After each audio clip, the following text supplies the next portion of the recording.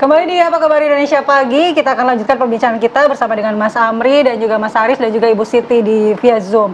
Nah, Mas Amri tadi menanggapi apa yang dinyatakan Bu Siti, mereka tidak banyak gimmick-gimmick, tetapi mereka harus langsung terjun ke rakyat, memperlihatkan program-program yang realistis. Nah, kita punya banyak PR di tema soal lingkungan perkotaan dan perubahan iklim ini. Pertama, banjir sampai saat ini masih menjadi momok, tadi sudah tuh ya. Kemudian yang kedua adalah penataan pemukiman padat, di mana kita tidak bisa menata pemukiman dengan adanya drama-drama penggusuran. Ini agak sulit. Kemudian yang ketiga adalah polusi udara yang terus menjadi momok juga buat Jakarta. Bagaimana caranya ada pembatasan kendaraan tapi tidak mendapatkan resistensi dari masyarakat? Bagaimana program Anda? Solusi dong, solusi. Konkret. Pertama, sorry ya, kita selalu mencari solusi konkret, solusi realistis. Itu harus dilakukan. Dalam artian pendekatan ke masyarakat, turun ke bawah, memperbaiki yang bisa diperbaiki, itu harus dilakukan. Tapi jangan lupa, Jakarta ini harus juga punya visi ke depan. Jadi kita butuh seorang pemimpin yang punya visi ke depan dan tidak takut untuk ribet, tidak takut untuk ditagih gitu. Jadi sorry, bukan apa-apa. Untuk menyelesaikan masalah-masalah di kota besar seperti Jakarta, harus ada pemimpin yang berani mengeluarkan gagasan-gagasan yang berorientasi masa depan, dan itu ada di Bang Ridwan Kamil. Jadi pertama, realistis tetap harus dilakukan. Penataan kampung Indonesia dulu itu mendapatkan penghargaan dunia, Aga Khan Award untuk Kampung Improvement Program. Itu adalah sebuah program yang arsitek banget, tata kota banget, pemberdayaan masyarakat banget. Itu jiwanya ada di Ridwan Kamil dan timnya Pak Suswono. Ini harus kita lakukan. Tapi bagaimana kita penataan kota bareng-bareng secara kolaboratif dengan masyarakatnya. Sekarang bahkan kita lihat begini, kampung itu ditata secara bersama-sama. Ada istilahnya, survei kampung sendiri, bangun kampung sendiri. Bahkan warga kampung itu, kalau sudah terbentuk kesepakatan di antara mereka melalui pemberdayaan, mereka itu sama-sama membentuk koperasi misalnya. Jadi tanahnya kemudian mereka tata sendiri, mereka bangun, jalannya mereka lebarin sendiri, sama-sama misalnya tanahnya dikasih agar jalan bisa masuk. Mereka memberdayakan sendiri. Ini adalah kegiatan konkret dan Indonesia sudah pernah melakukan itu. Kampung Improvement Program Muhammad Husni Tamrin. Bisa tegas nggak nanti kira-kira? Iya, tegas, tapi juga dengan turun ke masyarakat bersama-sama dengan masyarakat. Banjir Mas juga. Maksud pemimpin yang berani tadi maksudnya berani menggusur? Gagasan. Nggak, bukan begini. Menggusur itu dari masyarakat sendiri. Sekarang kita lihat, ada sebuah kampung padat, bahkan jalan mobil pemadam kebakaran nggak bisa masuk.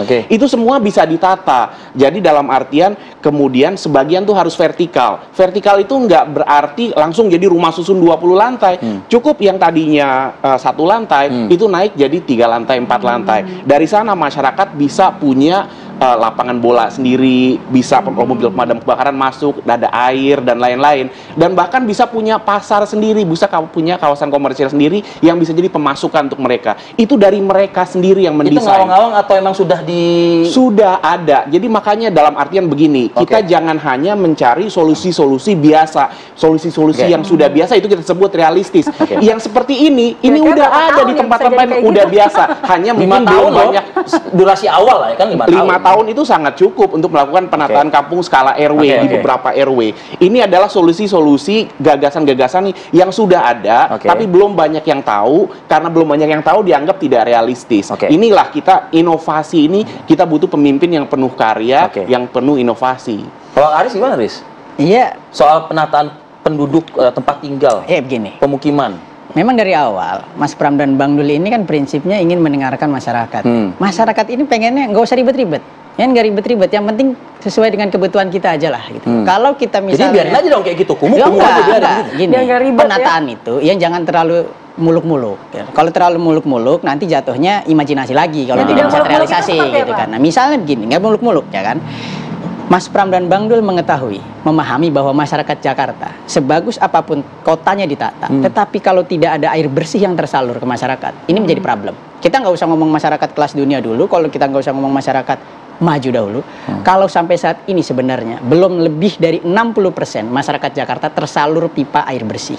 Masyarakat Kamal Muara misalnya menjadi masyarakat dengan pengeluaran untuk membeli air termahal di dunia. Gitu. Ini konkret gitu loh. Dan Mas Pram pengen apa? Masyarakat di Jakarta 100% tersambung dengan pipa-pipa air bersih yang ada di Jakarta. Masalahnya udah lama memangnya? Masalahnya sudah lama gitu loh. Tetapi memang kan ada hal-hal yang butuh keberanian dari seorang pemimpin. ada hal-hal yang harus dibenahi dari regulasi. Oke. Misalnya ini kan 50% air di Jakarta ini pipanya bocor. Oke. Bocor dalam banyak hal. Nah, ini kita akan mengurangi kebocoran-kebocoran Nggak usah pipa. Sehingga Anggaran juga mungkin bocor juga. salah satunya dalam anggaran pengelolaan air misalnya gitu kan. Nah, ini kita Mas Pram juga kan. Mas Pram sebagai seorang insinyur juga kan, paham lah bagaimana teknis-teknis Yakin seperti bisa? itu. Bisa. Tadi Itu sudah Anda mengatakan ini permasalahan lama loh. Pak Jokowi jadi gubernur, Pak Ahok jadi gubernur, Pak Anies jadi gubernur. kuncinya apa? Keberlanjutan. Nah, ini makanya ini ada keberlanjutan Pak Ahok, Pak Anies, kemudian ini Mas Pram. Tapi kalau Ini keberlanjutan, nanti jangan-jangan tidak ada inovasi sendiri. Oh begitu, enggak, Mas? gini, mau inovasi setinggi apapun, ini 5 tahun Jakarta, bos. Nanti kalau misalnya terlalu tinggi bayangannya, bikin Disneyland seperti itu ntar nggak jadi lagi, imajinasi lagi gitu loh kalau ditagih. Nah, artinya apa? Masyarakat Jakarta, yang penting gue mau air bersih deh, gitu kan. Kemudian apa? Selain dengan air bersih, jadi layanan dasar loh, layanan dasar. Orang kalau nggak ada air, bingung. Mas Pram ingin menjamin semua masyarakat itu bisa mengakses layanan air bersih. Bangun tidur kalau nggak ada air, bingung loh, gitu kan. Sebelum tidur kalau nggak ada air, bingung. Makan kalau nggak ada air, bingung. Nah, ini masyarakat harus dipenuhi dulu kebutuhan layanan dasar. Jadi baik di semua Titik sisi awal kota-kotanya kesehatan pun juga dari air juga. gitu kan. Nah, kemudian dengan ruang terbuka hijau, ya masyarakat Jakarta ini memang sangat membutuhkan ruang terbuka hijau. Hari ini di Jakarta masih 5%. Ya, Bahkan targetnya 30%, kan? undang-undang itu Terus mau ditambah 30%. Kita akan tambahkan itu dan itu bisa. Dengan menggusur orang. Enggak lah. Kita kemarin misalnya berbagai macam diskusi ya bersama dengan bisa kok ada tempat-tempat yang masih bisa dibangun gitu loh. Karena kan juga banyak lahan tidur di Jakarta. Sebenarnya ada juga lahan tidur di tengah kota di Kuningan dan lain. Lahan tidur ini akan dimanfaatkan misalnya bisa dikaji untuk pembangunan ruang terbuka hijau dan ini sangat possible. Jadi itu. Oke nih Bu Siti mungkin apalagi capaian-capaian yang bisa diberikan kepada masyarakat janji-janji konkret Bu dari aspek penataan tata kota Bu, pemukiman, penduduk dan lain sebagainya. Darbakun itu akan memberikan suatu regulasi semua bangunan-bangunan di top roofnya itu harus hijau. Kemudian hijau yang vertikal di seluruh bangunan-bangunan. Jadi tidak harus di lapangan. Di lapangan pun juga hijau, tapi bangunan-bangunan itu harus diberikan tanaman-tanaman yang bisa membuat bangunan-bangunan hijau. Apakah dilihat dari atas, apakah dilihat dari samping. Nah, kemudian kami ingin suatu kota yang layak. Kota layak huni itu satu aman. Kalau layak huni itu kalau tidak aman ya tidak layak ya. Jadi layak huni itu aman, sehat, kemudian makmur. Makmur itu bisa mandiri energi, mandiri pangan, mandiri air, mandiri sandang, mandiri papan.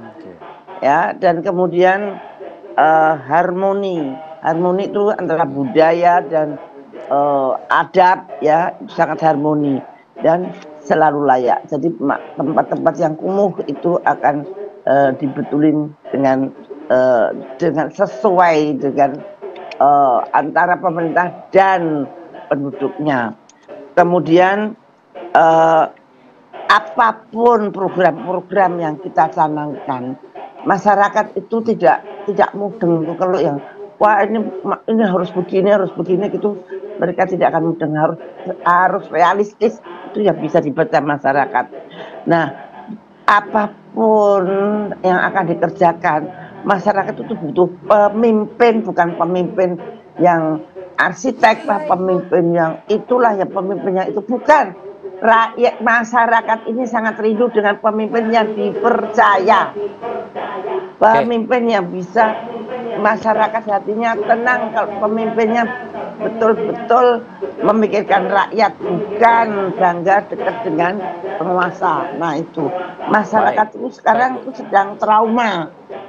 Ya, kita sudah berpuluh-puluh gubernur tapi keadaannya juga masih seperti ini, dan semuanya itu gubernur-gubernur yang berasal dari partai, dan sudah rahasia umum bahwa partai itu selalu harus cawe-cawe pada anggaran. Nah itu masyarakat itu sekarang sudah tahu persis. Nah jadi masyarakat itu udah tangkap poinnya Bu. Rakyat apa, temennya siapa. Contohnya Pak Andika itu menang loh daripada Pak Lutfi, padahal Pak Lutfi digandeng Pak Jokowi, digandeng Pak Gibran, tapi sekarang angkanya lebih tinggi Pak Andika. ini apa namanya. Jadi masyarakat itu peka banget. Baik. Sedang hati-hati karena kebetulan kita itu penonton. Kalau independen itu penonton antara paslon ini dengan paslon ini nampaknya bersaing sehingga mereka mengeluarkan kekurangannya yang ini dan kekurangan yang itulah itu kita dibaca oleh paslon independen dan itu dibaca oleh rakyat. Ini mudah-mudahan rakyat sadar bahwa memilih pemimpin Jakarta jangan salah pilih lagi seperti yang dulu-dulu gitu. Nah itu yang kita ajarkan kepada masyarakat banyak. Tidak usah muluk-muluk kita kalau omongin satu-satu masyarakat mungkin cuma bisa nangkep 2%. Tapi kalau diomongin bahwa ini pemimpin bisa dipercaya, ini tidak bisa dipercaya, itu bisa 80%. Nah itu. Baik, Bu Siti. Baik Ibu, terima kasih. Kami sudah tangkap Bu poin tadi Bu penjelasannya. Yang jelas mungkin kita tunggu ya malam ini akan seperti apa debat pamungkasnya. Jurus-jurusnya apakah bagaimana? memang akan ada adu narasi, saling serang ya kan, atau justru bermain dengan cerdas dan tangkas. Terima kasih buat Aris, terima kasih buat Bu Siti dan juga Bu Siti pada kesempatan tadi atas waktunya pagi ini.